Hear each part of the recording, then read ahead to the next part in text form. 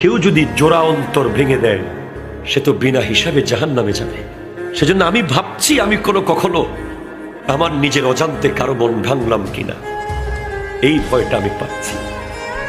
আজকে আমরা একটা সিএনজিওয়ালাকে ঠাস করে থাপ্পড় মেরে দিই, এটা রিক্সাওয়ালার ফট করে কলার ধরে ফেলি, এটা এতিমকে রাস্তাঘাটে ধরে ইনসাল্ট করি, একটা গরিব মানুষকে চেয়ার থেকে নামিয়ে দিই,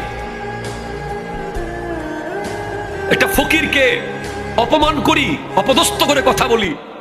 আপনার আমার সামান্য ৩-৪ লাখ টাকার মালিক হলে ফাটার জমিনে লাগে না।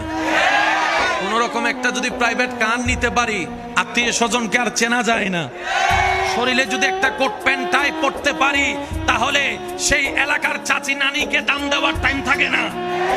অনেকে তো এমনও আছেন গ্রামের বাড়িতে গিয়ে নাক ছিটকায়, গ্রামের বাড়িতে গিয়ে নাক ছিটকায়, রাস্তায় হাঁটতে গিয়ে নাক ছিটকায়, অথচ ওনার দাদা ওনার নানা এই গ্রামের মাটিতে লুটে পুড়ে বড় হয়েছে।